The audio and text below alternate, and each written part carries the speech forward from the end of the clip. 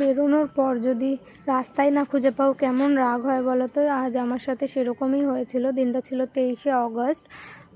আমি বেরিয়েছিলাম সকাল 10টার সময়। প্রথমে গেছিলাম বর্ণনগর থেকে park street NCC club house. আমাদের আগে বলেছিল যে সল্টলেক স্টেডিয়াম চলে যেতে, বাট আমরা এনসিসি ক্লাব হাউসের উদ্দেশ্যে গেছিলাম। কিন্তু ওখানে যাওয়ার আগে আমি মেট্রো স্টেশনে একজনকে জিজ্ঞাসা করলাম যে কোন দিক থেকে যাব। উনি বললেন যে ওই পার থেকে যেতে হবে। ওই পারে গিয়ে একজনকে জিজ্ঞাসা করলাম, সে বলল যে না, তুমি যেই রাস্তা দিয়ে এসছো সেই রাস্তা দিয়েই তোমাকে যেতে হবে। তো গিয়ে তারপর ফাইনালি খুঁজে পেয়ে গেলাম জায়গা। তারপর আমাদের ওখানে গিয়ে জানতে পারলাম যে আমাদের বাস আসবে না বলে আমরা ওখান থেকে এসপ্ল্যানেড পর্যন্ত হেঁটে গিয়ে তারপরে ওখান থেকে মেট্রোতে উঠলাম। আর এই যে মেট্রো, এটা হচ্ছে হাওড়ার মেট্রো, হাওড়া থেকে সেক্টর 5-এর। বাট আমি এটা ভেবেছিলাম হাওড়ার যখন হয়তো জলের নিচ থেকে যাবে, এটা আমার ভুল ধারণা ছিল।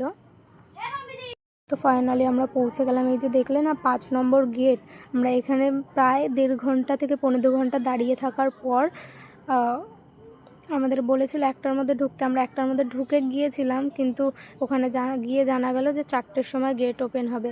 তো আমাদেরকে বলা হয়েছিল যে 3 নম্বর গেটে যেতে 5 নম্বর থেকে। আমরা পুরো স্টেডিয়ামটাকে চড়কি খেয়ে 4 কিলোমিটার হাঁটার পর 3 নম্বরে এসেছি, বলদের মতন।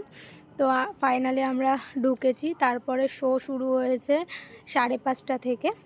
তো একের পর এক প্রোগ্রাম হচ্ছিল, সেটাই দেখছিলাম। যেহেতু অনেকক্ষণ দাঁড়িয়েছিলাম, এর জন্য অনেকটা কষ্ট হয়ে গেছিলো।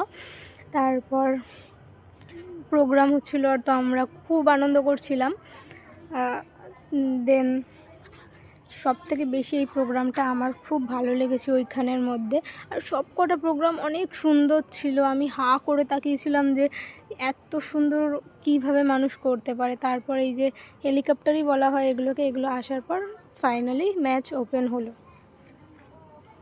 মিনিট খেলা চলার পর সবাই অনেক এক্সাইটেড, কারণ আমি যে টিমটার সাথে ছিলাম, মানে ওখানে 2টো টিম ছিল, সবাই ডিএইচএফসির ইয়েতে ছিল সাপোর্টার হিসেবে, আর আমি ছিলাম উল্টোটার, আর সেই টিমটাই জিতেছে। দেন ওখান থেকে বেরিয়ে আমরা ঠিক করলাম যে আমরা এসপ্ল্যানেড যাব। আর আমাদের অনেকটা রাত হয়ে গেছিলো বেরোতে। এসপ্ল্যানেডে গিয়ে একটু রোল খেলাম। আমাকে খাইয়েছিল আদিত্যা।